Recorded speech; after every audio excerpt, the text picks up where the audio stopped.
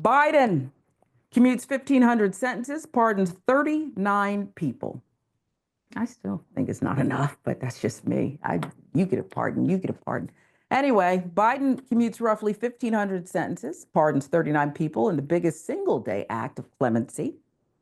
Biden is commuting the sentences of roughly 1,500 people who were released from prison, placed on home confinement during the coronavirus pandemic, and is pardoning 39 Americans convicted of nonviolent crimes. Again, the largest single-day act of clemency in modern history. The commutations announced Thursday are for people who have served out home confinement sentences for at least 1 year after they were released.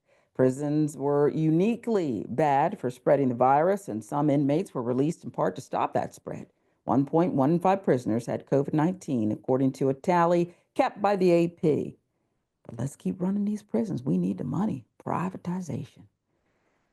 Okay, Biden said he would be taking more steps in the weeks ahead, would continue to review clemency petitions. Second largest single day act of clemency was by the black guy, Barack Obama, 330 shortly before leaving office in 2017. Biden issued this statement. America was built on the promise of possibility and second chances, Biden said in a statement. As president, I have the great privilege of extending mercy to people who have demonstrated remorse and rehabilitation, restoring opportunity for Americans to participate in daily life, contribute to their communities, taking steps to remove sentencing disparities for nonviolent offenders, especially those convicted of drug offenses.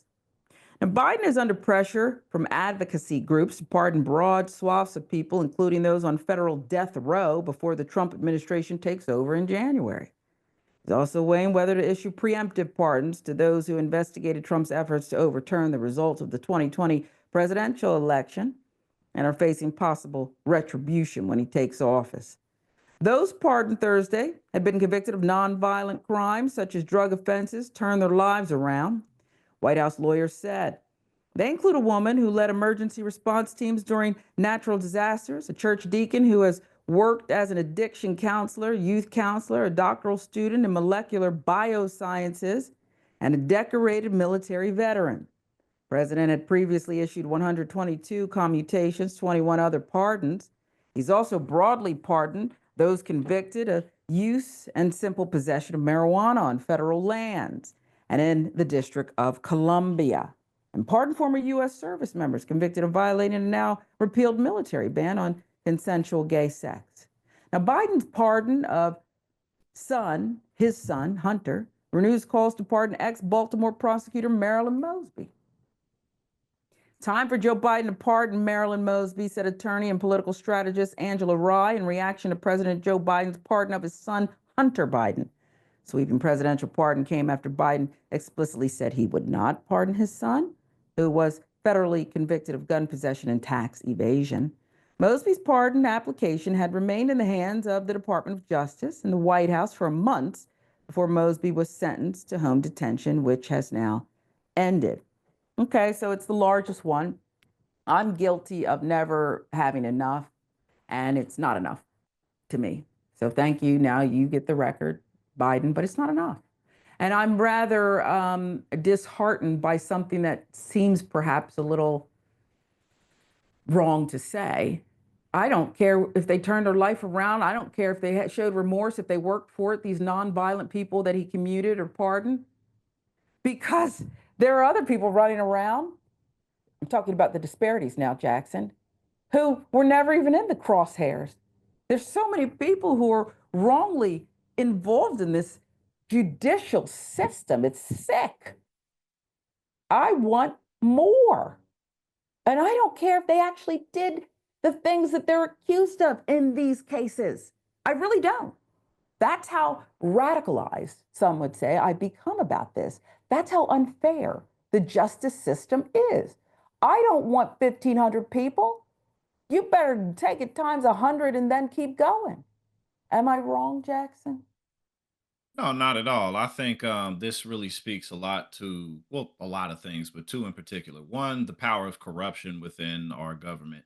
And two, how important it is who we put into office and why we need to get more involved in who we put into office and not just count on, well, who we got this time, realizing that we have more of a say so in this.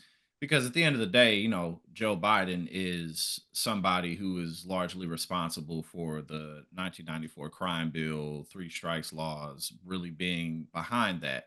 So he was never a progressive. We knew that when he ran, he said nothing would fundamentally change. So he was never going to be somebody who would do a whole lot of this. So you could give him some props for, give him more, pardoning more, commuting more sentences and pardons than anybody in a single day. Um, and he should do more. And I wish he would. But at the end of the day, this is not somebody who really believes in that.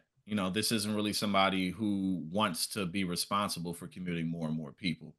So at the end of the day, I think it's on us to encourage our friends and family or just people that we've known throughout our lives to run, Yeah. and to just pay more attention to who's involved in these elections, because it's definitely, while we have to look at the Democratic Party, the Republican Party, whoever else is in power, we also have to continuously remind ourselves that we are the ones who put them there. Yeah. Yeah. Well said. Well said. And go ahead and take care of Marilyn Mosby, will you? And I really am not interested in the preemptive pardons. I don't really care necessarily, but like there's a host of other things we can get to before that. Keeping the established insiders safe from Trump, whatever.